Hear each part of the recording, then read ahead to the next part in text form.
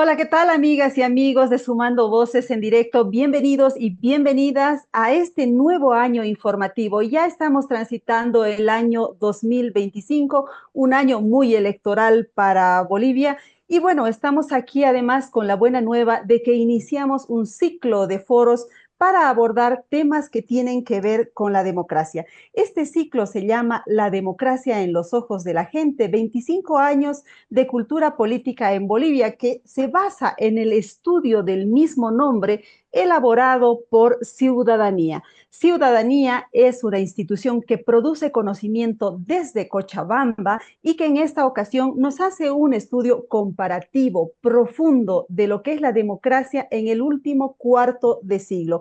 Por eso iniciamos este foro que va a estar dividido en 4 programas para desmenuzar este estudio desde sus diferentes aristas.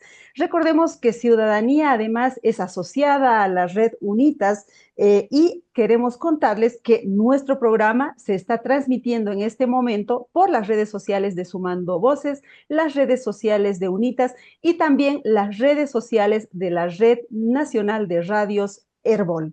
Bueno, les agradecemos por estar con nosotros en nuestra compañía y les decíamos, tenemos un año absolutamente electoral porque de acuerdo a las previsiones, en agosto Bolivia va a elegir en elecciones generales presidente, vicepresidente y además asambleístas para renovar la Asamblea Legislativa Plurinacional.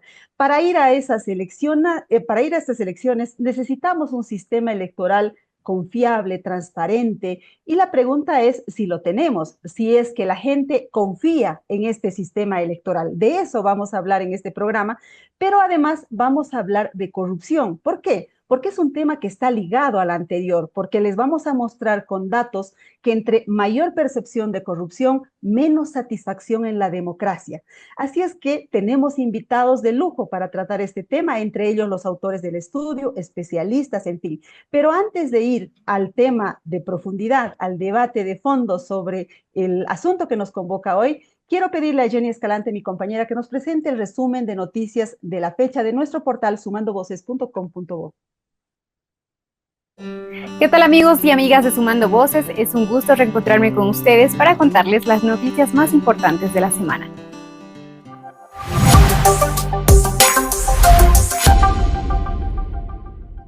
Arrancó el año judicial. Los magistrados electos el 15 de diciembre asumieron sus cargos y abrieron el año judicial en medio de tensiones con magistrados prorrogados.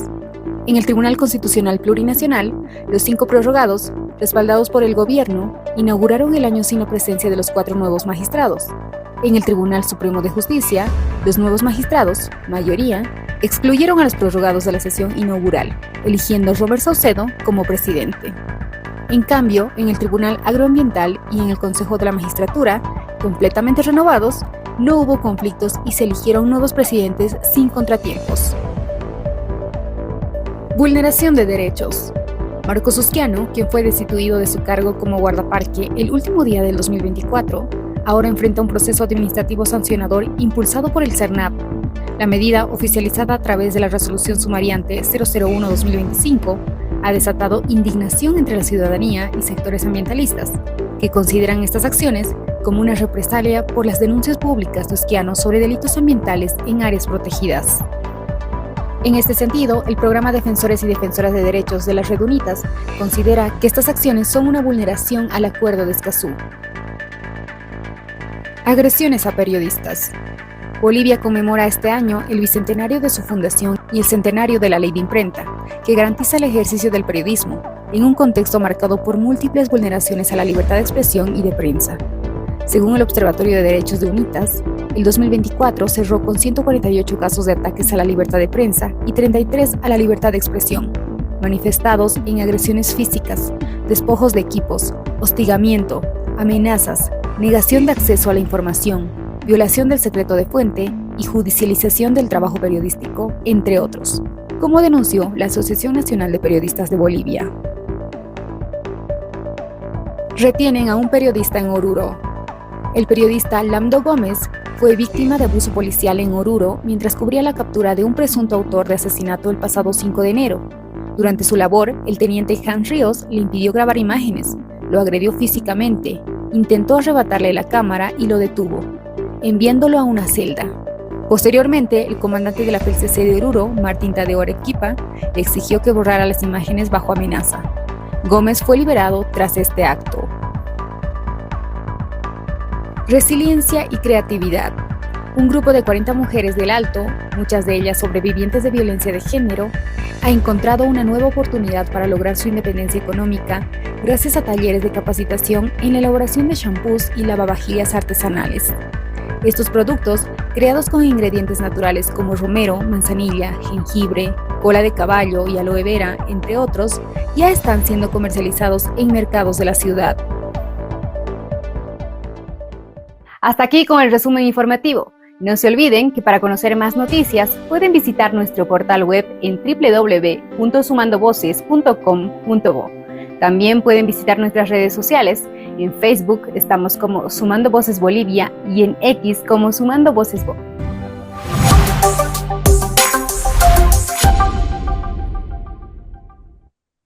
Gracias, Jenny, por ese resumen de noticias. Recordemos que Sumando Voces es un medio de comunicación de la sociedad civil que se enfoca en derechos humanos, democracia y desarrollo sostenible. Escuchaban que una de las noticias tiene que ver con la destitución de Marcos Usquiano, el guardaparque defensor del medio ambiente. Pues resulta que al final de este programa vamos a tener una entrevista con él para que nos cuente cuáles han sido las circunstancias de su destitución y cuáles son las opciones y los riesgos que tienen los demás defensores medioambientales de Bolivia. Ahora sí quiero dar la bienvenida a nuestros invitados y a nuestras invitadas para que iniciemos el debate de fondo en este foro referido a la confianza electoral y la corrupción. Doy la bienvenida en primera instancia a Daniel Moreno. Él es coordinador del estudio sobre democracia y pertenece a la institución de Ciudadanía. Bienvenido, Daniel, qué gusto tenerte en nuestro programa. Hola Mary, buen día. Es un gusto estar aquí contigo, con Dunia y con Daniela para hablar de estos temas.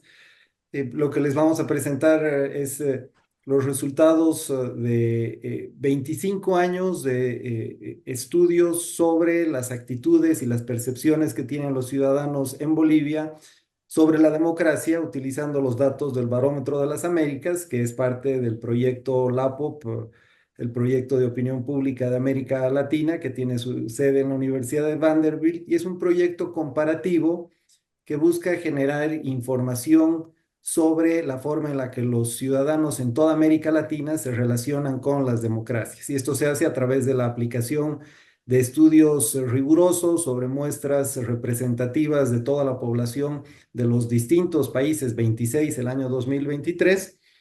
Y Ciudadanía es socio de este proyecto. Este es el resultado, el libro que hemos presentado en diciembre en Cochabamba y que lo haremos próximamente en otras ciudades del país, incluida La Paz, donde esperemos que estés personalmente. Es el resultado de un proyecto de investigación auspiciado por la CAS, por la Fundación Konrad Adenauer, que busca tratar de sistematizar estas miradas de los ciudadanos sobre la democracia en distintos ejes temáticos, pero teniendo en cuenta esta pregunta de cómo han cambiado las miradas, las percepciones que tienen los bolivianos sobre la democracia en estos 25 años entre el 98 y el 2023, que es para cuando tenemos datos. Muchas gracias, Daniel, por esa presentación necesaria sobre el estudio. Les digo, es un libro de lujo, súper grueso, tapa dura, está buenísimo, me siento privilegiada de tenerlo en mis manos. Cuando sea la presentación en La Paz, los que nos están viendo en La Paz, vayan, pues seguramente van a tener uno de estos libros. Bueno, Daniel nos hablaba desde Cochabamba. Hoy estamos como nacionales e incluso internacionales. Ahora quiero irme hasta Santa Cruz porque quiero darle la bienvenida a nuestra otra invitada. Ella es Dunia Sandoval, comunicadora, economista y ha sido vocal del Tribunal Supremo Electoral. Bienvenida, Dunia. Muchas gracias por la invitación, muy interesante el libro, los capítulos que he logrado leer sobre la corrupción y sobre la confianza electoral. eh, un privilegio poder comentar también desde la experiencia en estos temas. Claro que sí, por eso está invitada a este programa Dunia, porque ella nos va a explicar cómo funciona el órgano electoral y cómo lo ve actualmente, además de los resultados que tenemos del estudio. Y queremos dar la bienvenida también a Daniela Osorio. Ella es investigadora postdoctoral del German Institute for Global and Era Studies. Le damos la bienvenida y le mandamos un caluroso abrazo porque sabemos que está muriendo de frío en Alemania. Adelante, Daniela. Muchísimas gracias, Mary, por la invitación a este espacio. Estoy muy contenta de poder compartir impresiones, comentarios con Daniel y Dunia. Y buenos días a todos y todas quienes nos están viendo o escuchando. Muy bien, quiero empezar presentándoles tres láminas que resumen el tema de la confianza electoral. Empezamos con esta que se refiere a la evolución de la confianza en el Tribunal Supremo Electoral de Bolivia entre el 1998 y el 2023. Fíjense, empezamos en 1998 con una confianza bajísima del 25.7% y nos vamos hasta un pico de 55% de confianza en el año 2010. Pero caemos nuevamente en esa confianza en el año 2012 y seguimos cayendo hasta el año 2023, que queda en 26.8%. Es decir, casi 3 personas de cada 10 confían en el Tribunal Supremo Electoral, que es el encargado de hacer las elecciones que tendremos este año. Sigamos, por favor, tenemos una lámina más. Confianza en las elecciones, Bolivia, entre el 2012 y el 2023. Veamos, arrancamos el 2012 con 32.8%, tenemos algunos picos interesantes, el año 2017 con 45.2% de confianza en las elecciones, el año 2021, 43.3% de confianza en las elecciones, un año después de las elecciones de 2020, cuando fue elegido Luis Arce, y otra vez cae esa confianza en las elecciones en 2023 a 29.7%. Y con ese porcentaje es con el que nos aprestamos a ir nuevamente a un proceso electoral nacional en Bolivia. Tenemos una lámina más de este bloque que nos muestra una comparativa entre los países de la región sobre la confianza en las elecciones en estos países. Veamos, en el año 2023, por supuesto, Bolivia ocupa el lugar 16. Solo están peor que nosotros, Honduras, Jamaica, Guatemala, Ecuador, Haití, Perú, Colombia. Pero dirán, pero no somos los últimos, estamos nomás bien. No, no estamos bien, ¿no? No estamos bien porque 29.7% de confianza no es un dato bueno. Sigamos. Y bueno, no seguimos con láminas porque esas son todas las que tienen que ver con confianza electoral. Y ahora sí, quiero darle la palabra a nuestros invitados. Quiero empezar con Daniel, que nos diga, porque él ha hecho el capítulo referido a confianza electoral, ¿a qué se debe esta caída en la confianza electoral? ¿Tiene que ver con la cooptación de las instituciones por parte del partido oficialista? Adelante, Daniel. Gracias, Mary. Yo creo que tiene que ver con un proceso más amplio que no se limita solamente a lo electoral, sino que tiene que ver con la legitimidad en general de las instituciones en el país.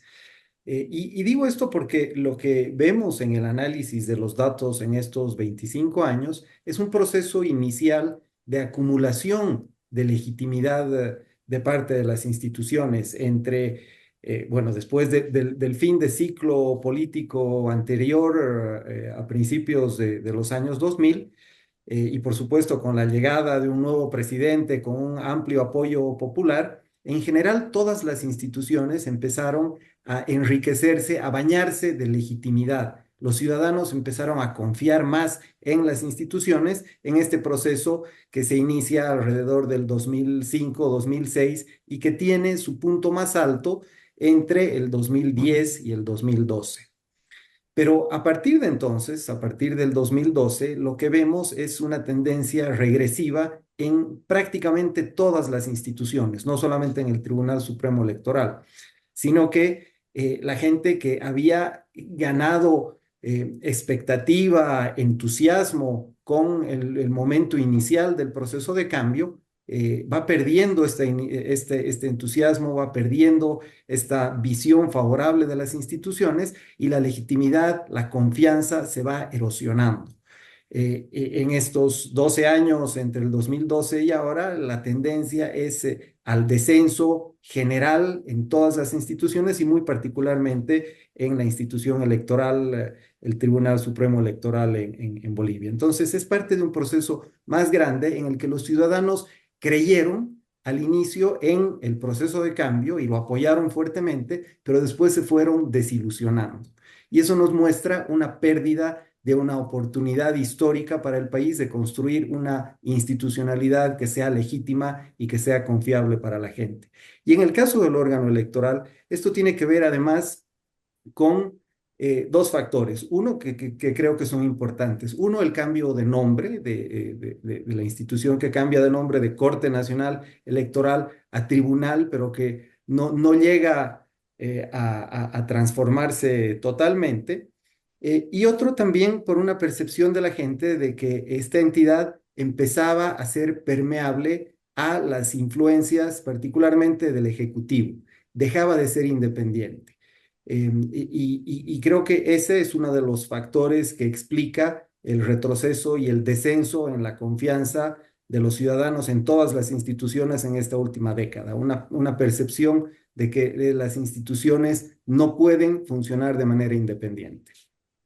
Muy bien, la falta de independencia entonces puede ser la explicación o la percepción de la falta de independencia puede ser la explicación de esta caída de la confianza. Ahora sí le preguntamos a Dunia Sandoval, ella ha sido parte del órgano electoral, vocal del Tribunal Supremo, es decir, máxima autoridad electoral del país. ¿Cómo era el Tribunal Supremo Electoral en su época? Yo recuerdo que ella renunció, nos contará un poquito, y cómo la percibe ahora a la institución. Adelante, Dunia. Sí, podría entrar en muchos detalles así, pero no es la idea, sino más bien comentar el estudio. Entonces, los resultados. Coincido con el proceso de desgaste de la legitimidad de las instituciones y esto se debe a la concepción de la democracia. Valoro mucho el estudio que tiene una buena base teórica que es a veces eludida, pero eso es muy importante para entender los temas, ¿no? Entonces, las elecciones como institución fundamental de la democracia. Esa es una de las citas que toma Daniel. Y, este tema es fundamental entender qué significa democracia. Entonces, el significado de democracia varía. Por ejemplo, en la crisis de 2019, nosotros en Santa Cruz y empezaron en Potosí y en otras ciudades, la población urbana, digo porque abiertamente me sumé a esta defensa como persona particular de la democracia. Entonces, la protesta que había era por el mal manejo electoral y por el fraude electoral que se dio. O sea, este fraude ha sido ampliamente verificado, entonces no estoy hablando de una teoría, sino de una constatación a partir de la integridad electoral. En los documentos nunca se habla oficiales, especialistas en lo electoral, nunca se habla de fraude, sino si existe o no integridad electoral. Entonces, mientras los movimientos urbanos, ciudadanos, protestaron y salieron masivamente a las calles en defensa de la democracia entendida como democracia representativa basada en el voto, también hubieron otros sectores que entendieron la democracia como que se estaba cortando el mandato electoral de Evo Morales, que le faltaba muy poco ya para salir, pero igual que había una ruptura en la democracia entendida como así ha sido interpretado y le han dado mucha importancia a la parte formal de que no debía suceder Yanine, que no le correspondía, etcétera. Pero en el fondo, o sea, eso ya lo han trabajado los abogados, pero en el fondo, en lo que entiendo sociológica, políticamente, es que el boliviano entiende democracia de esta manera. Si me convienen los resultados, soy democrático. Y si no me convienen los resultados, entonces cuestiono todo el accionar. Y esto está verificado, me parece muy interesante los resultados, con otro dato que presenta el estudio realizado, que es la relación que hay entre confianza electoral y confianza, diré, aprobación al presidente. Como los presidentes fueron Evo Morales y Luis Arce, entonces ahí está la relación entre las personas que confiaban en la democracia son las personas que confiaban en el presidente. Entonces, se convierte como que confío y creo en la democracia si es que estos resultados son así. Y hay varias explicaciones bien, con eso termino, bien específicas de las cifras, ¿no? Entonces ahí se ve. Por ejemplo, en el 2017 es el pico más alto de confianza en las elecciones, justamente porque fue un resultado que respetó la voluntad popular con muy poco margen de diferencia, pero sí que fue el referéndum constitucional 2016. Entonces, ahí además se llevó a cabo, después voy a enfatizar en eso, una transmisión de datos de las actas, de manera que era transparente y se podía hacer un seguimiento y los resultados se dieron al 80% en la misma noche y en 48 horas el cómputo. Entonces, ahí se entiende que en 2017 sí hubo confianza, mayor confianza, sí. Y el 2019 era ya un tribunal muy desacreditado el que llevó a cabo estas elecciones donde hubo el fraude. Y el 2023, pues estamos con una cantidad de presiones y de desinstitucionalización y conflictos internos del MAS que han dado a entender a la población que debe confiar menos todavía. Entonces, los resultados, eh, como complementando a lo que Daniel dice de unas tendencias más generales, yo los ubico claramente en las coyunturas electorales. Por ejemplo, del 2010 al 2012 no es solo el cambio de nombre, sino que los vocales del primer Tribunal Supremo Electoral se eligieron por cuotas. Está en el discurso de Álvaro García Linera de nuestra posesión, grabado, por eso es que estoy hablando. Lo tengo el video donde él reconoce que había fallado la elección de vocales porque venían de cuotas de los movimientos sociales. Por ejemplo, de los cooperativistas mineros había un vocal electoral, del otro sector de Bartolinas, otro, y así. Entonces, eso hizo que entre gente que no era leal a Bolivia, sino a sectores, y que no tenía ningún reparo. Igual lo que estoy hablando está grabado, noticias, todo. En mostrar, hablo de Irineo, de de esa, estos vocales que renunciaron a mediados de 2015. O sea, tenían mucha identificación con el MAS, bailaban en fiestas con chalecos del MAS, mandaban twitters apoyando y los periodistas estaban acostumbrados a eso, en el sentido en que unos se denunciaban a otros. O sea, era gente sin una mínima preparación electoral o ética. Entonces ahí está clarísimo cuando de entre 2010, que salió una corte electoral, hasta 2012, 2013, fue bajando la confianza y era muy difícil de recuperar, ¿no? Pero concluyo con esto, cada etapa tiene su explicación que se podría decir casi eh, bien específica, pero el resultado actual es realmente preocupante. Hasta ahí Muy dejo hasta bien. una siguiente ronda. Está bien, Dunia Sandoval nos hace un repaso del contexto político en el que se produce esta caída de la confianza, lo cual es importante porque eso demuestra que esto no es gratuito. que el TCE se ha ganado este porcentaje a pulso durante los años, ¿no? Puede que no sea una determinada persona, pero la institución es la institución, ¿verdad? Bueno, estamos recibiendo también comentarios a través de redes sociales. Por ejemplo, nos escribe Vania Bea, no sabemos su apellido, pero pone Bea. La corrupción es consecuencia de la crisis y pérdida de valores y principios en la sociedad, nos dice ella. Sí, de eso vamos a hablar luego con Daniela Osorio, pero antes queremos preguntarle a ella sobre estos resultados que tienen que ver con la confianza electoral en el Tribunal Supremo Electoral, en las elecciones, y si ella considera que existen riesgos de que vayamos a unas elecciones generales con este nivel de confianza, es decir, no nos vamos a ir a pelear nuevamente a las calles después de un resultado, sea A o sea B. Adelante, Daniel. Sí, muchas gracias por mostrar los resultados del informe.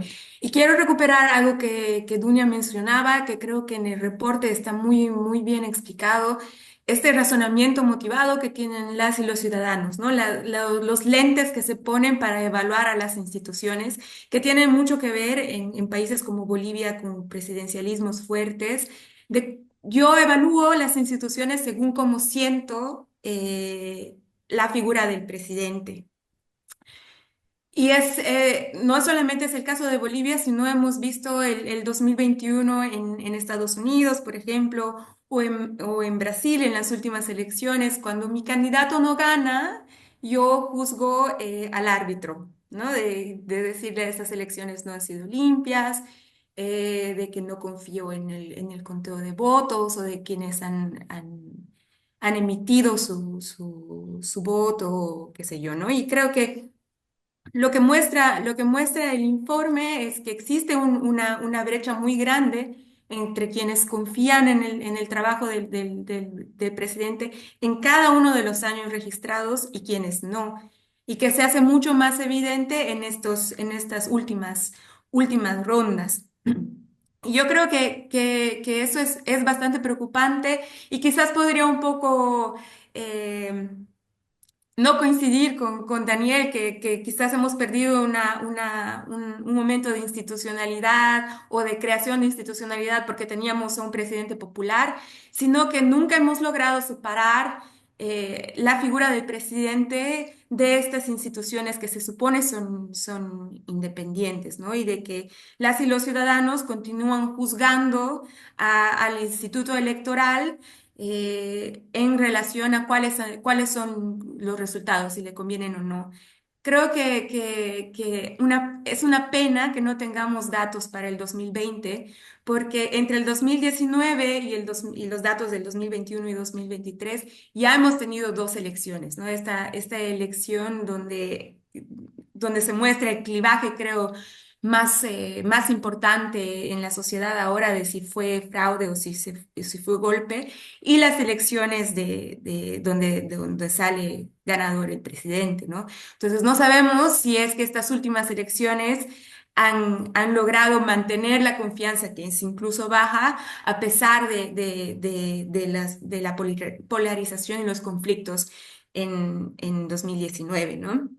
Y otra parte muy interesante del reporte y de lo que nos muestran los datos es en relación a la confianza en las elecciones, que como nos muestra en el informe,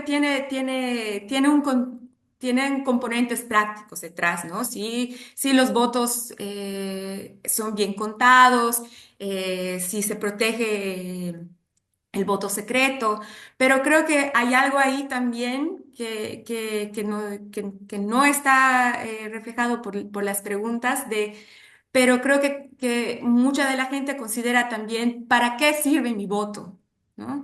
En esta idea de la calidad de la democracia, que creo que es el siguiente tema que vamos a hablar, de ¿para qué sirven las elecciones? Si esto es la democracia, si elegimos representantes que no representan o elegimos gente que puede ser corrupta, como también vamos a hablar, de que parece que hay un desgaste en la democracia y que también se ve reflejado en la confianza que tienen las y los bolivianos en el voto.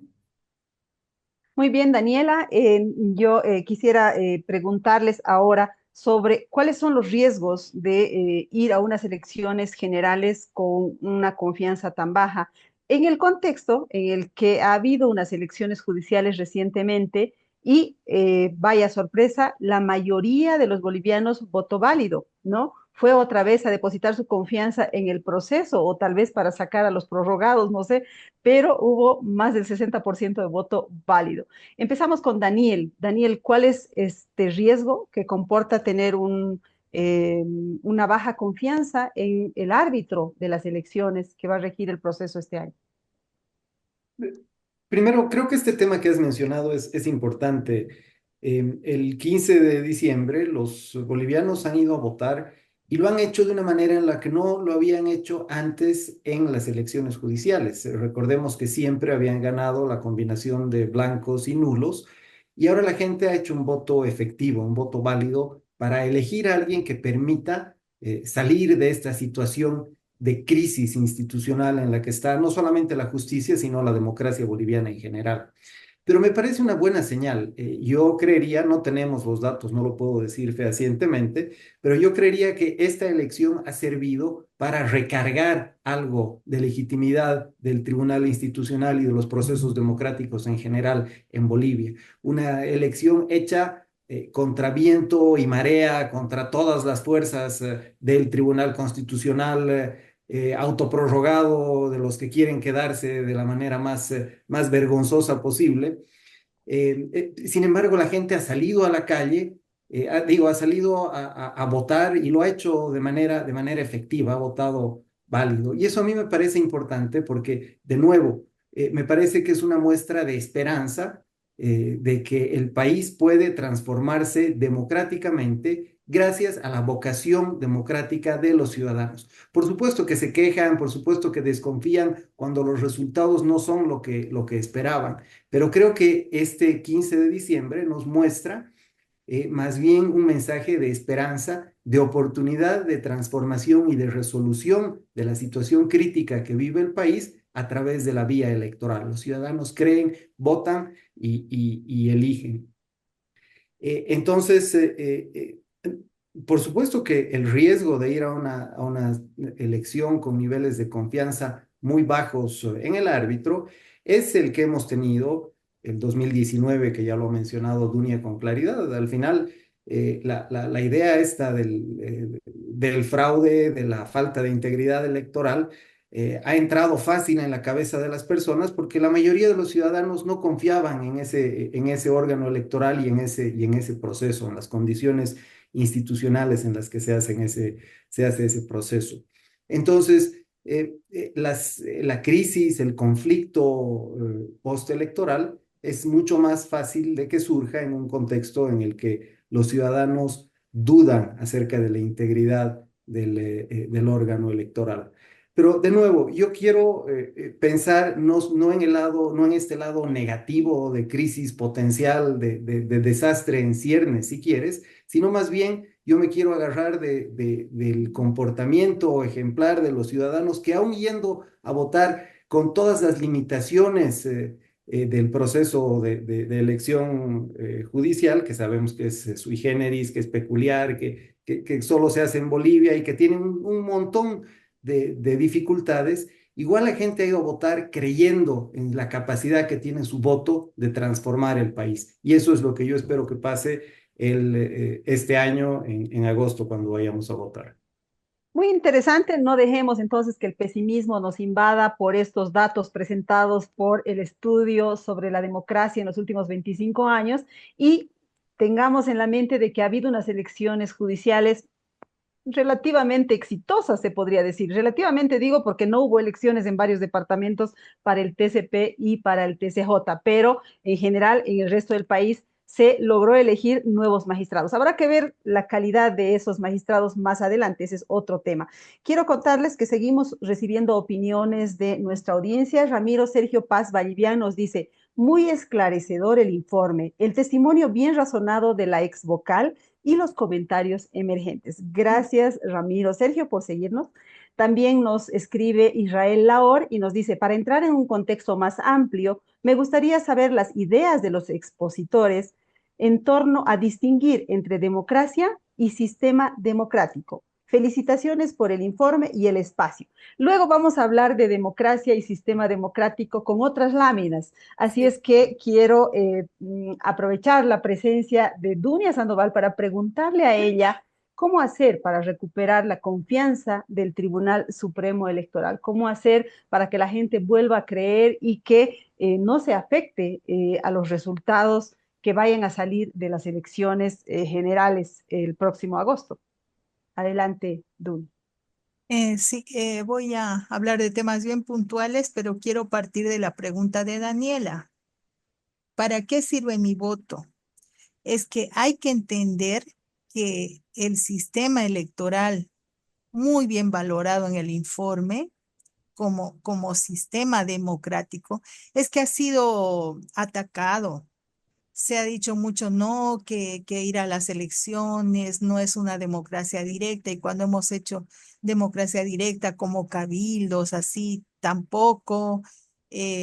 O sea, se ha querido complicar mucho la democracia y perder como que cuando ya hay otros resultados, como fue el 2016, no es que la gente actuó fruto de la mentira, era el cártel de la mentira, los medios de comunicación, o sea, poner una serie de excusas para no aceptar los resultados de la votación. Eso daña mucho la democracia, la institucionalidad. O sea, si gano, excelente, pero si pierdo, no reconozco, como lo ha hecho el expresidente y el ex vicepresidente. Entonces, esa terquedad de no aceptar la voluntad popular les ha costado mucho, pero no solo a ellos, sino a la institucionalidad democrática. Entonces, lo de las elecciones judiciales ha sido justamente porque influyentes, serían influencers, pero quiero usar una palabra castellana, personas influyentes, líderes de opinión, al menos aquí en Santa Cruz, se han movido explicando en menos de una semana por qué eran importantes estas elecciones judiciales, explicando que habían prorrogados, explicando qué ha pasado entre ellos yo, sin dar ningún nombre, pero diciéndoles es otra coyuntura. Por ejemplo, el 2017, ¿qué pasó? 4 días antes, el Tribunal Constitucional de las Judiciales sacó la normativa de que sí o sí, como era un derecho humano de Evo Morales, había eh, que habilitarlo. Entonces fue más bien un voto castigo contra el Poder Judicial, ese voto nulo que fue mayor todavía que en 2011 y hubieron campañas ciudadanas por el voto nulo justamente por eso. Entonces, cuando tenemos series numéricas en ciencias sociales, a veces es difícil. Cuando se habla tribunal electoral, no, son diferentes tribunales electorales, corte electoral, tribunal formado por tales personas, otro por tales personas, con la renuncia de Katia Uriona, por ejemplo, en octubre de 2018 prácticamente, y ya la presidencia de María Eugenia Choque es otro tribunal que tenía otra mayoría, otro mandato, otro liderazgo, otra cosa. Entonces, es, eso les digo para que hagan como matices y que no tengan miedo de contextualizar los resultados. O sea, sé que quieren un informe más pulcro, así, pero en ciencias sociales y en política no es así. Cada contexto que va variando sí importa y sí influye. Entonces, ahora sí voy a decir la recomendación que le daría al Tribunal Supremo Electoral, que es muy fácil y clara, tal vez no tan fácil, pero sí directa. Tienen que transparentar todo su proceso para que haya credibilidad. ¿Y cómo se transparenta? Preparando la transmisión de actas con el nombre que le quieran poner, pero puede ser TREP, DIREPRE, por ejemplo, Salvador Romero O sea, es que no tengo miedo de dar nombres porque es algo público que todos lo hemos sufrido. Salvador Romero levantó la transmisión de actas 8 horas antes del inicio de las elecciones 2020. O sea, cambió las reglas del juego, no hubo forma de hacer seguimiento y retrocedimos a las encuestas que esto se había hecho hasta 2014. Desde 2015 ya se tuvo transmisión de actas. Entonces es algo bien concreto. Si ustedes quieren credibilidad, preparen, tienen estos meses un buen sistema de transmisión de actas porque eso permite en todo el mundo, no estoy dando mi opinión de Bolivia, sino tampoco me avergüenza decirlo, más bien me enorgullece. Teníamos prohibido hablar de que hacíamos viajes. Los vocales hacíamos viajes para aprender como observadores electorales en otros países. Entonces, por eso quiero transmitir esta experiencia en todo el mundo. Digo todo el mundo, hasta los países que viven con bombas, como los países árabes y así. En toda América Latina, la transmisión de actas se hace de manera inmediata y los resultados se dan hasta medianoche de ese día de elección. Eso es en todo el mundo. Entonces, en Bolivia, la legislación está desfasada. Tal como han hecho en las judiciales, ojalá no lo vuelvan a hacer, por favor, Tribunal Supremo Electoral. Según la ley boliviana, tienen 7 días para dar los resultados y sigue estando legislado solamente el cómputo manual. Entonces, yo le pediría al legislativo que declaren obligatoria la transmisión de actas, que sí o sí tiene que haber un sistema así que funcione. Eh, Dar mayor apertura a las veedurías ciudadanas, no solo internacionales. Está en la ley que puede haber observación ciudadana interna. Sin embargo, no les abren las puertas. Entonces, por ejemplo, a la Fundación Jubileo, tal vez a ustedes tampoco, Unitas, están como muy a la defensiva cuando la ciudadanía lo que quiere es apoyar. A veces por esas actitudes también se les va declaraciones de la boca, ¿no? Renuncien todos, como dijo un vocero de una institución. Otra vez renuncien todos, renuncian, ¿qué va a pasar? O sea, dan sus declaraciones, no sé si es por figurar, por crear polémica. Como yo no actúo así, digamos, no conozco el doble sentido, no sé, soy de otra manera, entonces no le entiendo. O sea, si dicen renuncien los vocales, ¿qué quieren? El Parlamento tal como está, ¿en cuánto tiempo elegiría nuevos vocales? ¿Tenemos garantía de que sean personas realmente competentes? Acordémonos que estos vocales que están han sido elegidos en un momento de crisis política y en un parlamento que hizo acuerdos con todos los partidos que habían en ese momento. ¿No? Entonces, el hecho de pedir y atacar y decir que renuncien y cosas así, o penalizarlos, ahora yo ya estoy hablando de organizaciones ciudadanas, penalizarlos, atacarlos porque están queriendo un acuerdo político, que les den presupuesto, que les garanticen leyes para que funcionen, como que eso fuera malo.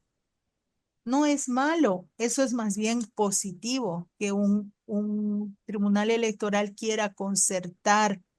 Es que la práctica política nos ha llevado a que todo acuerdo es malo y que hay que pelearnos eternamente. O sea, la contraposición, no digo por Bolivia, sino por el mundo, porque no sé, he estado en un encuentro mundial en Rumania de entidades electorales, entonces levantaba la mano y en el inglés que podía preguntaba a los árabes, ¿cómo hacen ustedes para garantizar las elecciones? ¿Cómo participan las mujeres? La mayoría del órgano electoral son mujeres, me decían, de los que trabajan, porque hay falta de hombres, muchos mueren así por las bombas, etcétera. Pero decían, la única forma de garantizar es que haya una transmisión de las actas y que se centralicen y que todo el mundo lo vea. Entonces, eso es, que sea transmisión en línea de los votos, incluso eso es más importante que el padrón, que todo el mundo vea los resultados rápidamente y esa es la garantía de transparencia y dejar que haya una veeduría ciudadana. eh, para mí, con esos dos, ¿no? puntos de no tomar a los ciudadanos como que me van a atacar, es que es cierto también, están susceptibles. Y la población está susceptible porque el fraude electoral ha sido un trauma, ha sido muy, muy fuerte contra la democracia. Entonces, el Tribunal Electoral que garantice esta transparencia y que coordine con las instituciones, con la cooperación y creo que iría bien porque tendrían mucho más apoyo. Esas serían mis sugerencias. Muy puntuales las dos sugerencias al Tribunal Electoral. Recuperar el sistema de transmisión de datos preliminar que se ha establecido durante el referéndum del 2016, lo hemos aplicado. Se ha suspendido el año 2019 abruptamente en mitad del conteo de votos y por eso se ha provocado toda esa reacción ciudadana. Se ha suspendido y no se ha realizado directamente en las elecciones del 2020 y ahora en las elecciones judiciales tampoco se aplicó sistema de transmisión de datos. Ese sistema permite a la gente ir siguiendo voto a voto cómo está evolucionando el conteo a nivel nacional, pero también en su propia mesa, en su propio departamento, en su propio municipio. Por eso es que la ex vocal Dunia Sandoval recomienda recuperar el sistema de transmisión de datos. ¿Se acuerdan? Se llamaba el TREP, el famoso TREP. Llámenle como quiera, dice ella, pero recuperen el sistema de transmisión de datos y también permitan las veedurías ciudadanas. Daniela Osorio, ¿cuáles son tus recomendaciones, tus ideas de cómo podríamos mejorar esta confianza? ¿Habrá algún papel que tienen que cumplir los ciudadanos? Parece que los ciudadanos últimamente no creemos en nada, ¿no? Todo nos provoca desconfianza, todo es no, etcétera, ¿no? ¿Cuál es ese papel que deberíamos jugar? Sí, exactamente. Yo me gustaría hacer eco de las recomendaciones de Dunia, pero también hablar desde qué papel tienen que jugar la sociedad civil y las élites políticas. Porque yo no soy tan optimista como Daniel en cuanto a las lecciones que nos da la última elección, porque si bien las y los bolivianos tenemos esta costumbre de votar, además porque el voto es obligatorio en nuestro país, todavía hay, si bien en comparación con otras elecciones donde el castigo hacia la elección de magistrados y jueces era muy clara, en esta, si bien mejoramos en votos válidos, sigue habiendo un 40% de votos inválidos, ¿no? Eso también, estamos mejor, pero no estamos bien. Y creo que por el tipo de elección, la ausencia de campañas tradicionales, que es una elección apartidaria, los sentimientos que se ponen en juego en elecciones nacionales estaba ausente. Y creo que es una lección muy grande lo del 2019 de tener una elección con todos estos problemas de transparencia en contextos de baja confianza en la institución, ¿no? De qué es lo que puede suceder si hay entes movilizadores del descontento por los resultados de las elecciones, ¿no? Y ahí creo que juegan un papel muy importante las élites políticas en cuál va a ser el discurso una vez se realicen las elecciones. Si es que van a apoyar los resultados, y eso tiene que ver mucho en cuál va a ser la relación que va a entablar el Tribunal Supremo Electoral con las diferentes fuerzas partidarias que van a contender en las próximas elecciones nacionales. Yo creo que antes de las elecciones deberíamos tener un acuerdo con todas las fuerzas políticas de que están convencidos de que va a ser una elección transparente, que están convencidos en la función del Tribunal Electoral y que aceptarían los resultados, sea cuales sean, para un poco evitar el escenario que sucedió en el 2019. Porque en este tipo de contextos donde las y los ciudadanos no confían en el árbitro, es muy fácil que el equipo que pierda pueda agarrar y movilizar a todos y todas quienes votaron por ellos y decir, esta elección fue injusta porque el Tribunal Electoral no sirve y ponernos otra vez en momentos de conflicto como las pasadas elecciones. Justamente eso ha pedido el presidente del Tribunal Supremo Electoral, Oscar Hasenteufel, que los partidos se reúnan, hagan una cumbre, un encuentro, lo que sea, y que en primer lugar garanticen las elecciones, porque aunque no crean, hay debates respecto a de si están o no están plenamente garantizadas. Y segundo, pues que se garantice también el cumplimiento de los resultados. Quiero seguirles mostrando láminas porque tenemos un segundo bloque y el tiempo se nos va, pero creo que tiempo bien invertido, así es que con gusto vamos a seguir. Bueno, tenemos un bloque de láminas respecto a la democracia. ¿Cuál es la percepción que existe respecto a la democracia? Estas son las láminas que queríamos mostrarles. Apoyo a la democracia en el año 2023, Bolivia respecto a otros países de la región. Fíjense, respecto a apoyo a la democracia, en Bolivia está 51.4% y ocupamos el lugar 16 en la región. Satisfacción con la democracia, es decir, les gusta, no les gusta, les satisface sus necesidades. Estamos en el lugar 17 en la región y tenemos una satisfacción del 28.2%, bajita la confianza, la satisfacción en la democracia, perdón. Sigamos, por favor.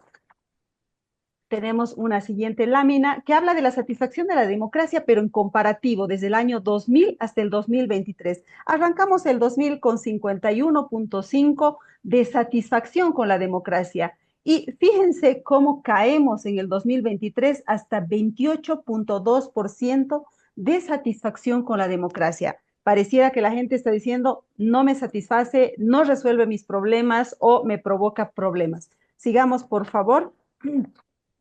Tenemos esta lámina de apoyo a la democracia. Ya estamos hablando del sistema, no de cómo funciona, sino del sistema como tal. Arrancamos el 2004 con 61.5% de apoyo a la democracia, un porcentaje alto. Subimos hasta 73.2% el año 2008 y bajamos hasta 51.4% el 2023. Es mayoría que apoya a la democracia, pero sigue siendo preocupante porque hay casi 50% de gente que no apoya la democracia. Entonces, ¿qué apoya? Esa es la pregunta, ¿no? Sigamos, por favor. Justificación de un golpe de Estado en caso de corrupción a través de los años. ¿Por qué ponemos esta lámina aquí? Luego vamos a hablar de corrupción. Porque se une uno de los temas que estamos tratando, que es democracia, con el otro, que es el de corrupción. Fíjense qué preocupante esta lámina. Empezamos el año 2002 con 49.6% de quienes justificarían un golpe de Estado en caso de corrupción, hasta 47.2% el 2023 de gente que justificaría un golpe de Estado en caso de mucha corrupción, me imagino, ¿no? El dato es absolutamente preocupante porque abre opciones autoritarias por un tema también preocupante que es la corrupción. Empezamos ahora sí con Daniela, quiero empezar, porque ella nos va a explicar un poco esta última lámina, arrancando por ahí, por estas tentaciones autoritarias que tiene la gente cuando ve mucha corrupción en una sociedad. Adelante. Sí, y creo que para explicar esta serie de datos que nos mostraste, Mary, podríamos un poco unir con la pregunta de la audiencia sobre qué es democracia o el sistema democrático. Y creo que mucho hay un conflicto entre la definición de democracia como sistema en cuanto a reglas, representación, y otra a la definición de democracia que tiene mucha de la gente de qué es lo que sacamos como ciudadanos y ciudadanas de la democracia, cómo es que funciona.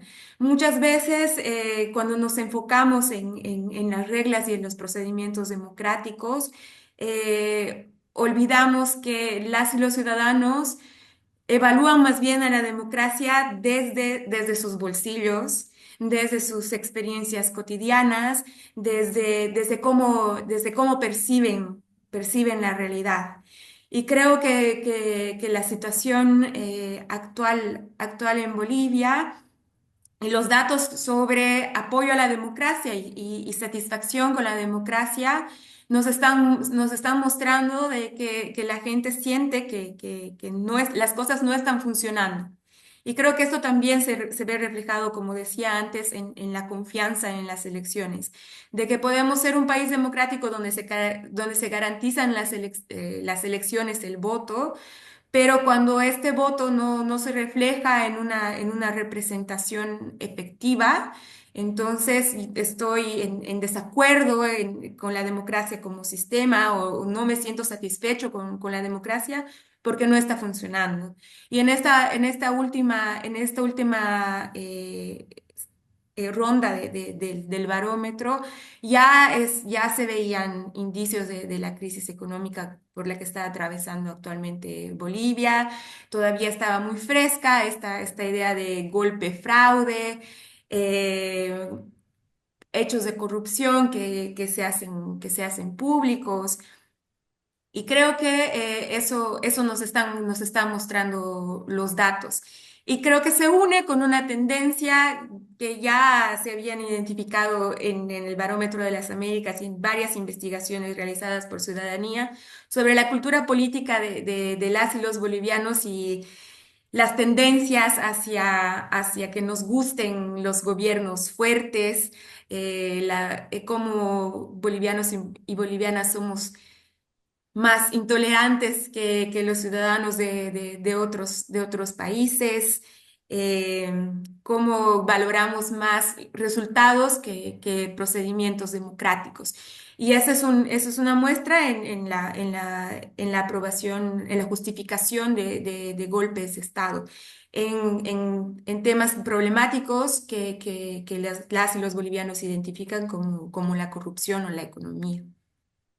Muy bien, quiero pasarle la palabra ahora a Dunia Sandoval para que ella nos diga su percepción respecto a estos resultados. Ha hecho una lectura política del contexto en el anterior caso. Me gustaría escuchar lo mismo respecto a la democracia, ¿no? Cómo han repercutido los hitos políticos que ha vivido Bolivia en los últimos 25 años y también sus protagonistas, sus presidentes, por ejemplo. Adelante, Dunia. Ya, es muy importante que el estudio, he leído los capítulos bien a detalle, pone definiciones que permiten entender bien. Por ejemplo, el apoyo a la democracia es compromiso con los valores democráticos y todavía tenemos un 51,4%.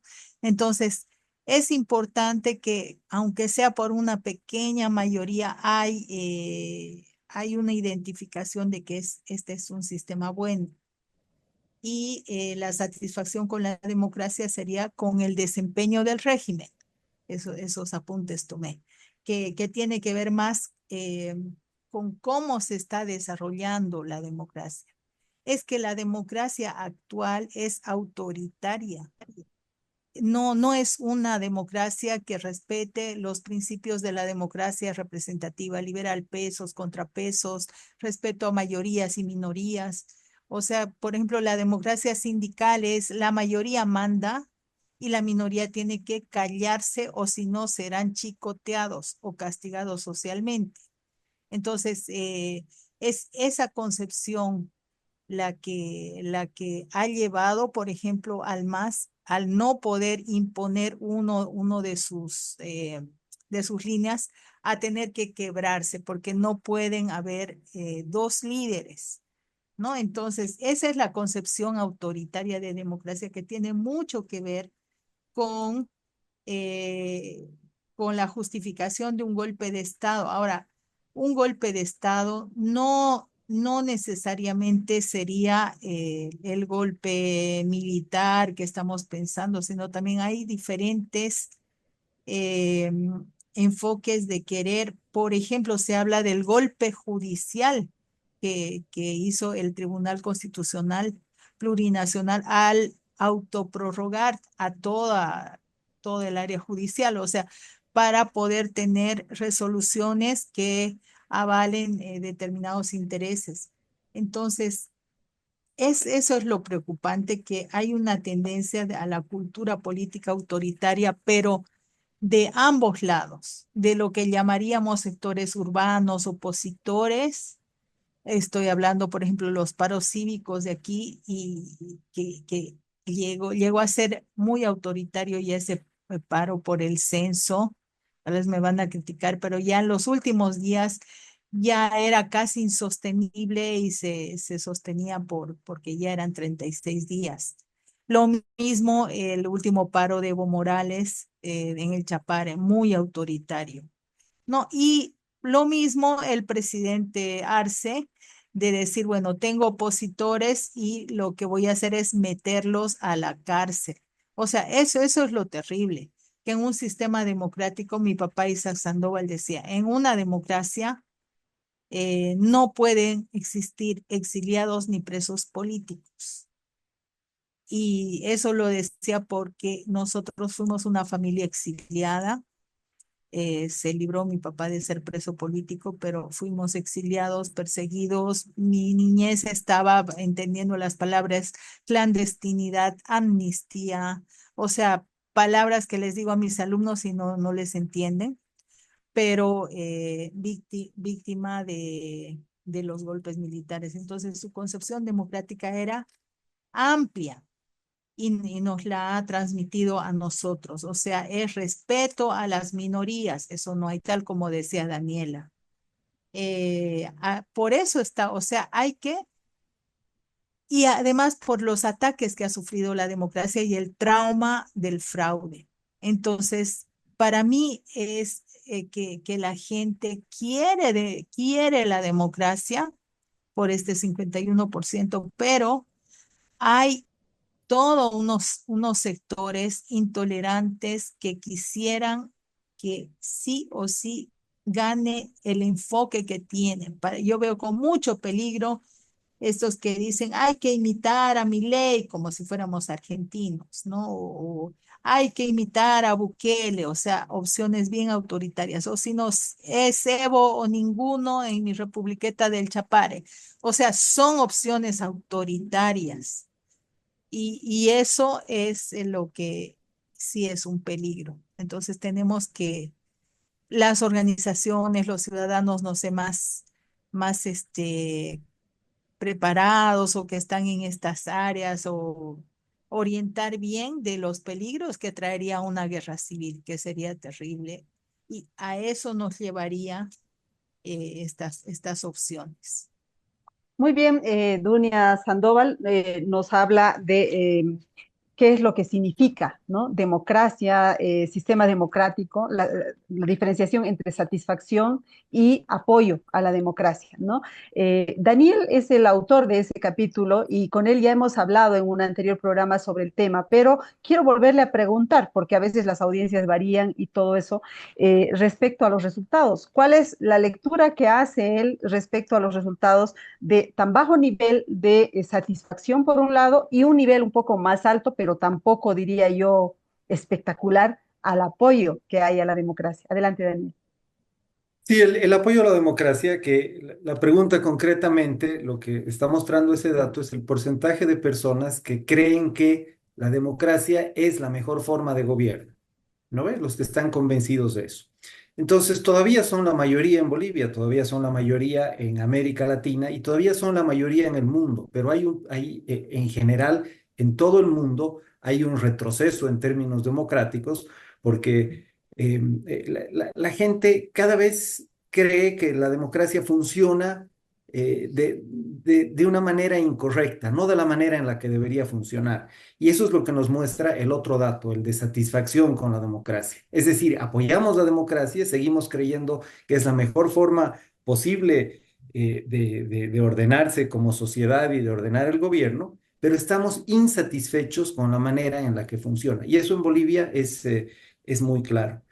Pero lo que me parece importante de resaltar es que las actitudes autoritarias que menciona Dunia, Daniela, y que tú mostrabas en los datos hace un momento, como esta que apoyaría un hipotético golpe de Estado por mucha corrupción, se alimentan de la crisis institucional, se alimentan de la incapacidad del Estado de darle certeza a la gente en lo que se refiere a los procesos institucionales.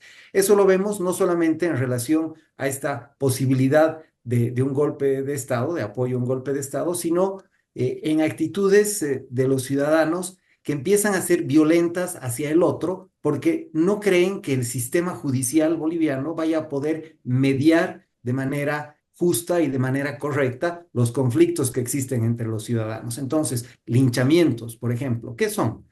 Son una actitud profundamente autoritaria, profundamente violenta, antidemocrática, pero que de alguna manera se explica por la ausencia de un funcionamiento efectivo de parte del Estado en lo que se refiere a la administración de justicia.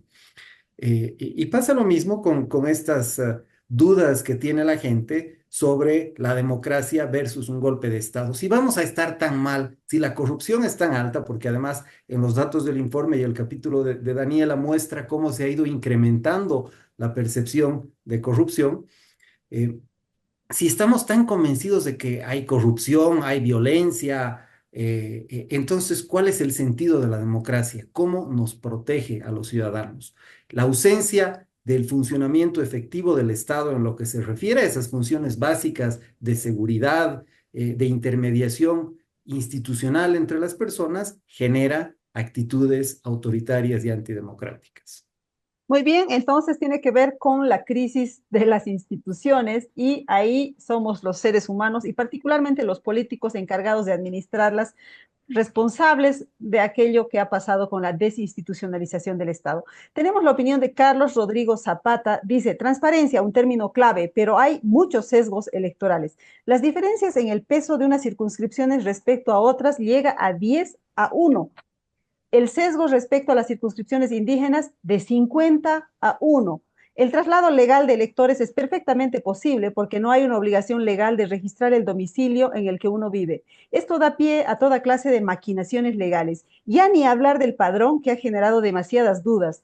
El censo, más allá de su precisión, no ha permitido generar unos resultados que permitan comparar el padrón con el censo en relación a la población en edad de votar, debido a que uno se hace censar donde quiere, pero vota donde está registrado o le conviene registrarse, o su partido le indica que debe hacerlo. Todo esto muestra un caos en el manejo electoral. ¿Cómo podríamos tener un mínimo de confianza en el proceso electoral y en la democracia? Transparencia no existe, ¿no? Pone unos temas muy específicos y además muy interesantes para el debate. Sin embargo, quiero mostrarles unas láminas más, porque con esas ya vamos a ir cerrando este foro. Son unas láminas que tienen que ver respecto a la percepción en torno a la corrupción. Veamos, percepción de corrupción de funcionarios públicos al 2023. El 50.1% considera que existe una percepción de corrupción muy generalizada en los funcionarios públicos. Es decir, la mayor parte de la gente cree que la mayoría de los funcionarios públicos son corruptos o cometen actos de corrupción. Sigamos, por favor. Tenemos la siguiente lámina, percepción de la corrupción entre funcionarios públicos a lo largo del tiempo. Fíjense, empezamos el 98 con el 23.9% de la gente que creía que los funcionarios públicos cometen corrupción de manera generalizada. Pero vamos al 2023 y ese porcentaje prácticamente se duplica, más que se duplica, y llegamos al 50.1% de la gente que cree que la corrupción es generalizada entre los funcionarios públicos. ¿Será porque la vive? ¿Será porque la percibe? ¿Porque se informa en los medios? En fin, pero ahí está. Más de la mitad de la gente cree que los funcionarios son corruptos. Sigamos, por favor. Tenemos este cuadro que dice, empleado público le pidió un soborno y es una comparación por país. Solo estamos mejorcito que Nicaragua. O sea, muy mal, ¿no? Sigamos, por favor. Tenemos esta siguiente otra lámina. Cantidad de políticos involucrados en corrupción al 2023. El 43% de los consultados considera que más de la mitad de los políticos están involucrados en corrupción. Más de la mitad, ojo, ¿no? Es igual fuerte el dato. Percepción de que el pago de sobornos está justificado en Bolivia a través de los años, entre el 2008 y 2023. 2008 empezamos con 21.3% de la gente creyendo que se justifica el pago de un soborno y 2023 tenemos el mismo porcentaje. Dirán, es un porcentaje bajo, 2 de cada 10 creen que está justificado. Nadie debería justificar un soborno, ¿no? Nadie, pero hay un 21% que sí lo hace. Y tenemos finalmente, creo, una última lámina, o esa es la última. No, esa es la última. Ahora sí, la palabra es de Daniela, porque ella es la autora de este capítulo, que nos cuente por qué la gente cree que hay tanta corrupción en Bolivia. ¿Es que la hay? Sí, justamente esa es la motivación del capítulo, ¿no? Un poco entender qué hay detrás de la percepción, porque como bien mostrabas los datos, Bolivia es el país donde hay más reportes de peticiones de soborno por parte de la policía en toda la región, el segundo en caso de corrupción por parte de funcionario público, pero somos el quinto en considerar esto como un problema, o sea, de cuán esparcida está. Y en ese sentido quería un poco explorar qué hay detrás y un poco ver dentro de las consecuencias también que tienen estas percepciones sobre corrupción. En primera parte, pensar a la corrupción como un factor que incrementa la desigualdad en Bolivia, porque no es que todas las y los bolivianos tengan la misma probabilidad de ser víctimas de corrupción, sino que hay distintas poblaciones que tienen más probabilidad de que se les pida un soborno. Y en general son las personas más ricas y también las y las personas que se autoidentifican como indígenas. Y considero que esto tiene consecuencias en el incremento de las disparidades en Bolivia, porque son también las personas más ricas las que tienden a justificar más el uso de sobornos, tal y como están las cosas. Entonces, pareciera que estamos creando un sistema que está beneficiando a los más ricos que pueden pasar la coima para un poco aceitar la maquinaria de la burocracia, pero que está poniendo cargas mucho más fuertes en quienes quizás no tienen los recursos para poder agilizar los procesos o los trámites, ¿no? Y eso creo que es un motor para mantener las desigualdades que todavía existen en nuestro país. El otro que tiene que ver con cómo entendemos la corrupción y cómo percibimos la corrupción, tiene que ver un poco en cómo asignamos las responsabilidades de lo que está sucediendo en el país y un poco pensando en el tema de rendición de cuentas, ¿no? De que puede ser que la exposición directa, o sea, que alguien te pida un soborno, pueda crear tu percepción de corrupción, pero pueden haber otros factores que es como una exposición indirecta a través de las noticias o a través de la participación en la vida cotidiana pública, o puede ser también la percepción política, como vimos en las confianzas, en los datos sobre confianza en el tribunal o en las elecciones, que muchas veces intentamos pensar en lo que pasa en nuestro entorno con los lentes de cómo nos sentimos en relación a el presidente. Y este es el caso en Bolivia, ¿no? Encuentro que la percepción de corrupción es más una construcción social que el resultado de la experiencia directa con la corrupción, porque existe una relación en que mientras más apoyas al presidente, menos crees que la corrupción es un problema amplio en el país. Mientras se confía más en el órgano legislativo o en la municipalidad, se tiende a minimizar la extensión del problema de la corrupción. Y el otro tema es en relación a la normalización de la corrupción, el dato que mostrabas sobre uno de cada cinco que justifica la corrupción tal y como está, ¿no?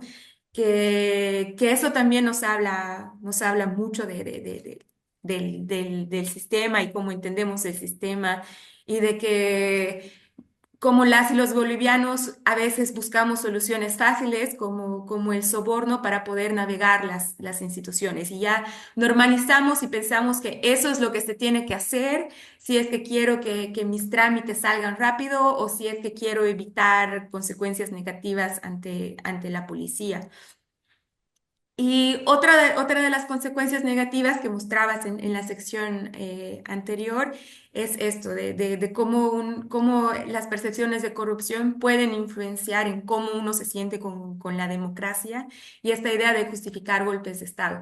Que quizás esta pregunta es bastante fuerte en cómo está formulada, porque es apoyo a un golpe de Estado, pero creo que también en la región nos puede decir de otras cosas que son bastante relevantes, especialmente en épocas electorales, ¿no?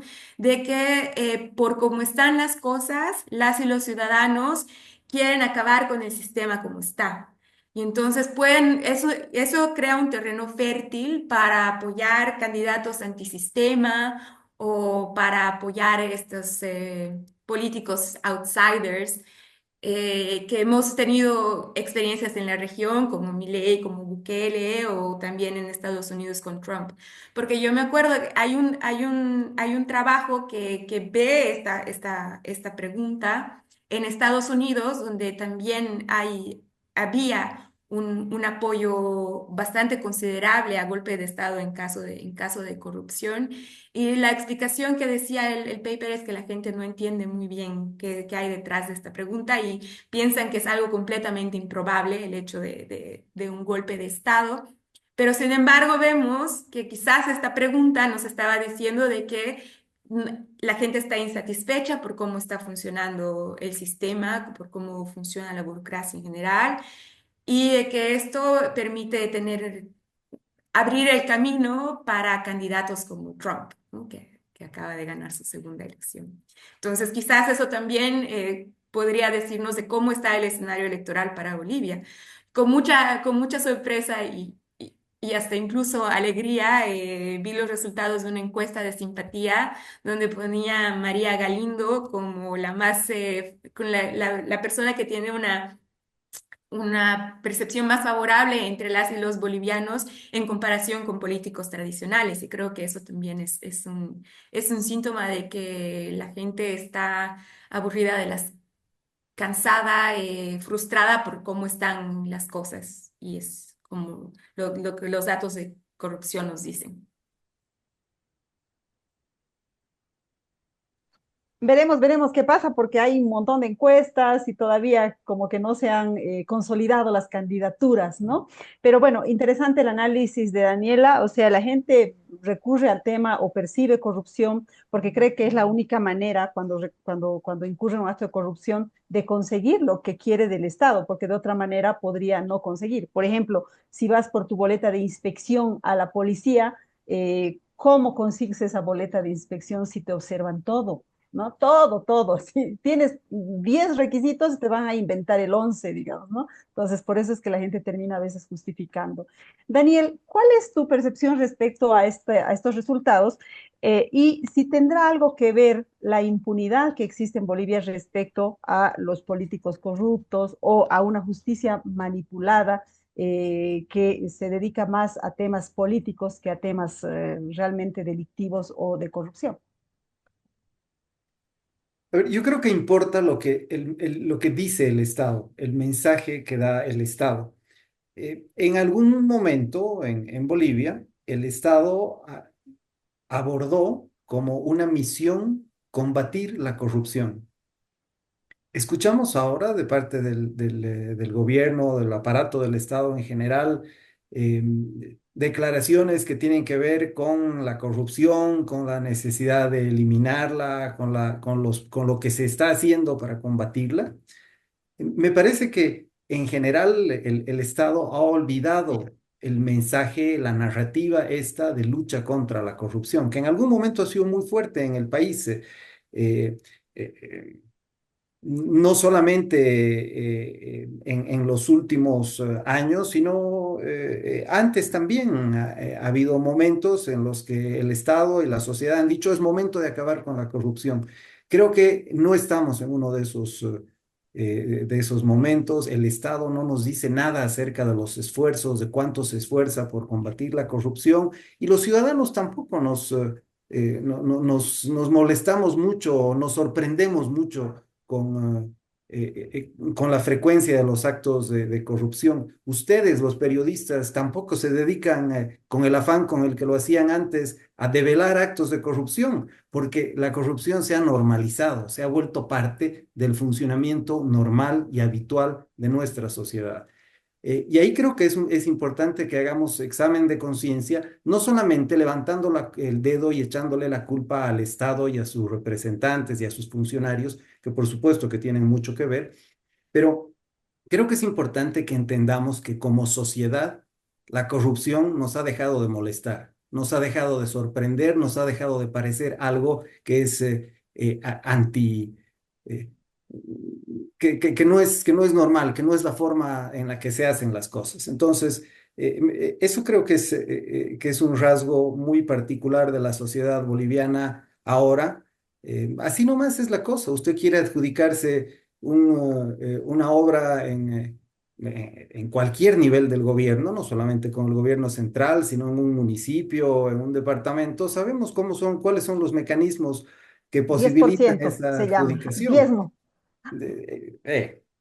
Entonces, y todos sabemos que es así, y a nadie se sorprende y no vemos a la policía, a los aparatos de investigación criminal en el Estado tratando de develar esas cosas. Entonces, no nos hagamos a los onzos con esto de la corrupción, somos en parte responsables del estado de cosas. ¿Qué es bueno para la democracia? ¿Qué es bueno para la institucionalidad? Por supuesto que no, pero no es la única cosa que está mal con la que vivimos habitualmente.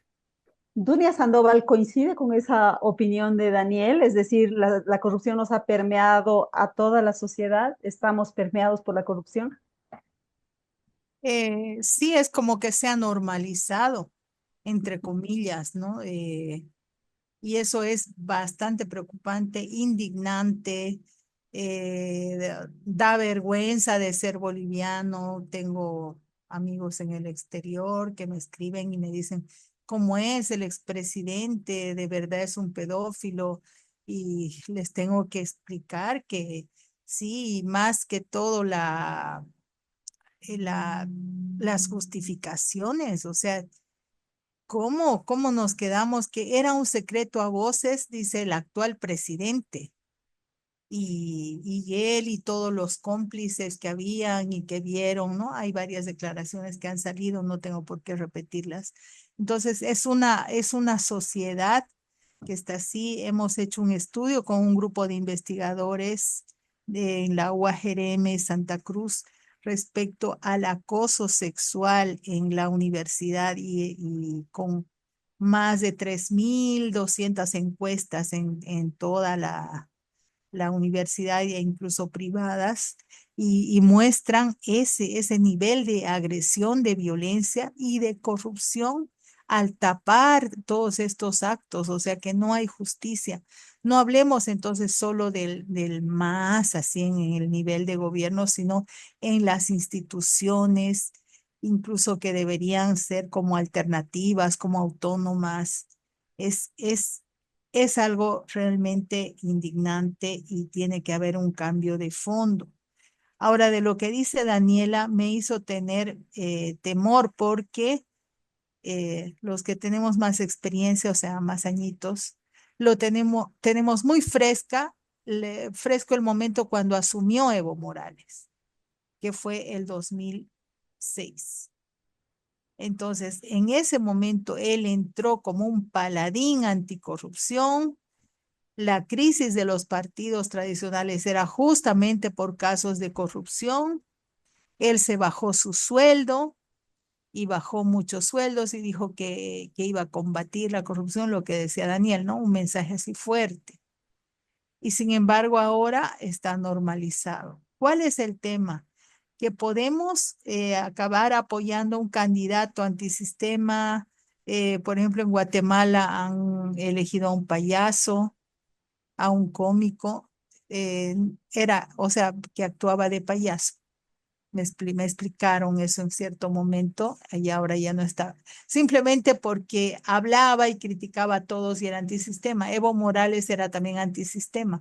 O sea, podemos elegir a una persona autoritaria de ultraizquierda, ultraderecha, no, no quiero decir quién o dar nombres, pero que aparezca como que está insultando a todos y que él va a ser el menos corrupto y que va a tener medidas fuertes.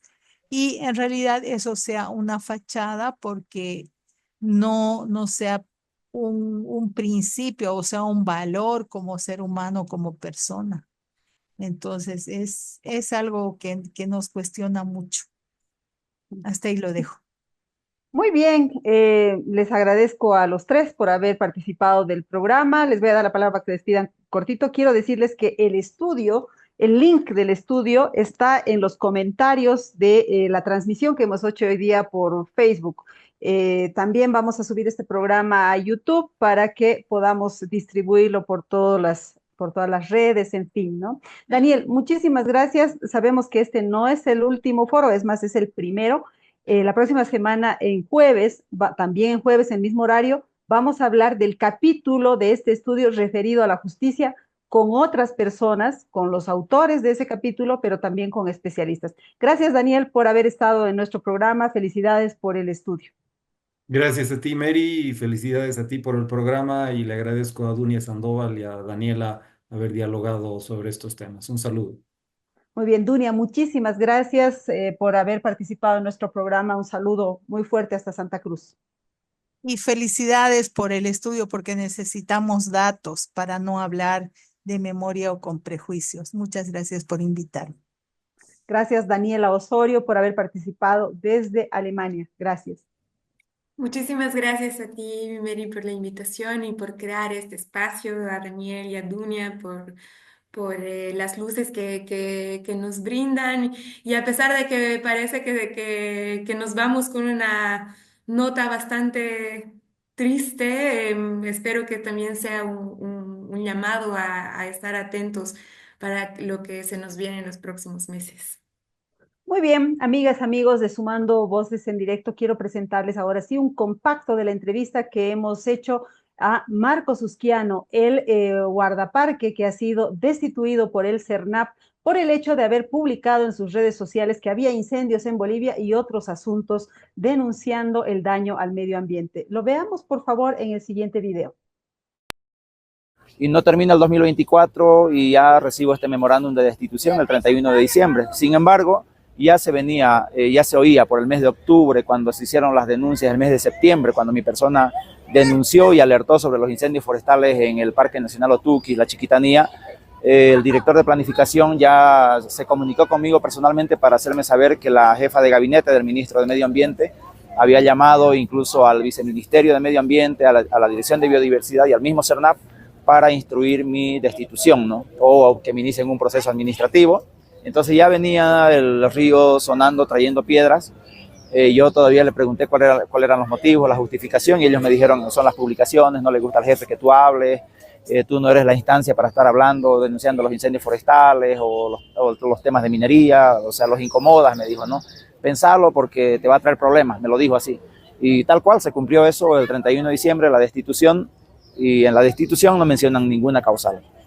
3 días después de la destitución me notifican con un proceso sumario, ¿no? Entonces, para seguramente ya justificar la decisión que ellos habían tomado. En este proceso sumario, las causales que ponen, que es lo más llamativo, lo más anecdótico para mí, como causal ponen justamente haber alertado, publicado en mis redes sociales sobre los incendios forestales, lo ponen como una causa. Según ellos, yo contravengo la normativa, no tenía la autorización de la autoridad competente para hacer esa declaración pública, según ellos. También ponen como causal haber denunciado por mis redes sociales la muerte de un jaguar atropellado presuntamente y posteriormente desmembrado en instalaciones de una empresa china, la Chinohydro, en Cochabamba. Igualmente dicen que se lo hizo de la manera incorrecta, por eso yo amerito el proceso. Otra de las causas que ellos argumentan es mi posesión, mi elección como presidente de la Asociación Boliviana de Guardaparques. Sería, según su punto de vista, incompatible al cargo que yo ejerzo como jefe de protección o que ejercía. Y las otras causales vienen a ser haber gestionado seguros contra accidentes personales para los guardaparques, haber participado de eventos internacionales que según ellos yo me habría ausentado de mi fuente laboral sin ninguna autorización, en representación del CERNAP o del ministerio, cosa que no es cierto. Mi persona, cuando participa de estos eventos, que la mayoría son de capacitación, de intercambio de experiencia, o el acuerdo regional de Escazú en el marco de lo que viene a ser la defensa de los derechos ambientales, no como guardaparque, porque somos defensores de los derechos humanos en asuntos ambientales. Ellos lo ponen también como una vulneración. Entonces Es irrisorio para mí que un Estado, que Bolivia, que un director de un servicio tan importante para la conservación de las áreas protegidas, dé de manera oficial estas señales de persecución por la defensa ambiental. Entonces acá lo que está en riesgo no es el puesto de Marcos Jusquiano, apenas ese ha sido de repente el blanco, pero el mensaje es muy profundo, muy peligroso, muy riesgoso para los defensores ambientales a nivel nacional, y creo que el mensaje está dirigido a callar la voz, a silenciarnos y a que nadie, principalmente guardaparques, se atreva de aquí en adelante a levantar la voz y poner un silencio total dentro de las áreas protegidas. Ese es el fondo. Ese es el fondo, sí. Entonces, la intención, como bien le decía, es eso, ¿no? Acallarnos, silenciar a la defensa de la naturaleza, de la madre tierra, pero el fondo de todo esto viene a ser las denuncias que se hacen, que las cuales mi persona ha hecho contra la minería ilegal. ¿Cuántos guardaparques son? Guardaparques en el año 2024 han comenzado primeramente con el jefe de protección de la Reserva de Vida Silvestre Amazónica Manuripi, Luque López Beyuma, en función a un proceso que igualmente le han armado a él. También lo han destituido al guardaparque también de la misma área protegida de Manuripi, Ignacio Huari, con él son 2. Luego al guardaparque Guido Herrera del Parque Nacional Aguaragüe, por no tener supuestamente libreta de servicio militar. Posteriormente han forzado la renuncia de la jefa de protección de la Reserva Biológica Cordillera de Sama de Tarija. Han forzado la renuncia también de un jefe de protección de la Reserva Eduardo Avaroa.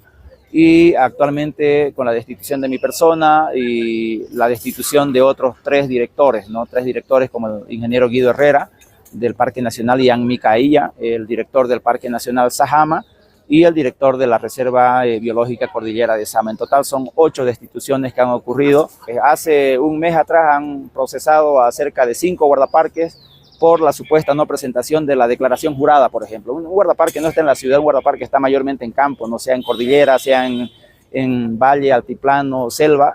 Entonces, les están buscando de todos lados, ¿no? Entonces, tenemos ese equipo jurídico en el CERNAP, como le digo, no están procesando mineros, no están procesando cazadores, no están procesando infractores, sino ellos están para cumplir las instructivas del director nacional y son recursos del Estado que se los están utilizando de mala manera.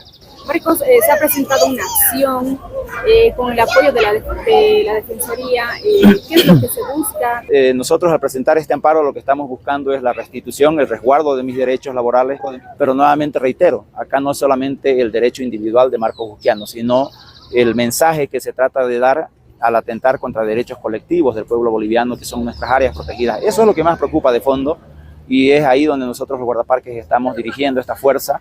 Y esperamos que ojalá el señor presidente, ante todo, porque el señor Johnson Jiménez Cobo dice que el único que lo puede destituir es el presidente, porque él ha sido posesionado por el presidente y no hay ninguna otra autoridad competente para que tome una decisión. Entonces, hasta el momento no hemos recibido ninguna señal de ninguna instancia pública, por lo menos manifestarse al respecto.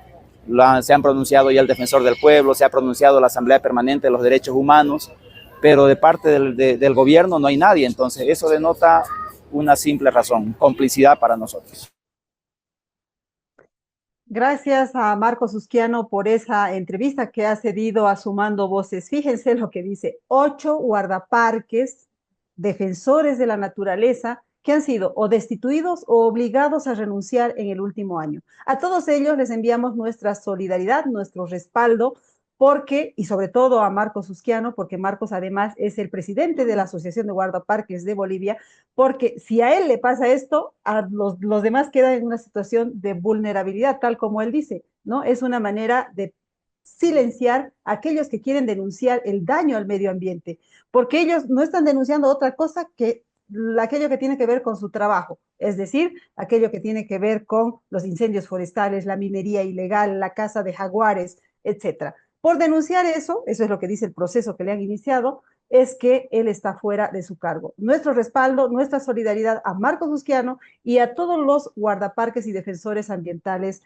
del país. Amigas y amigos, les invitamos a seguirnos en nuestras redes sociales. Nos encuentran, como siempre, en el Facebook, en Sumando Voces Bolivia, en X, en Sumando Voces en TikTok estamos en sumando.voces, nuestra página web es sumandovoces.com.bo. Ya les adelantábamos al inicio del programa. Este es un ciclo de foros que va a tener 4 programas.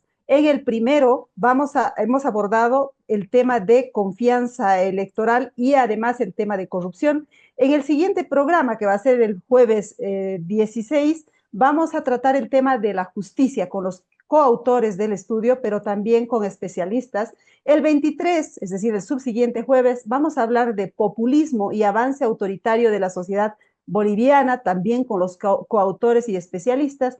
Y el 30 de enero vamos a concluir este ciclo de foros del estudio de ciudadanía con inseguridades y desconfianza ciudadana, también con los coautores y especialistas en la temática. Les agradecemos por habernos seguido, les mandamos un fuerte abrazo, que sea un gran inicio de año y que sea una gestión de buenas noticias para la sociedad civil. Nos vemos el próximo jueves. Chao, chao.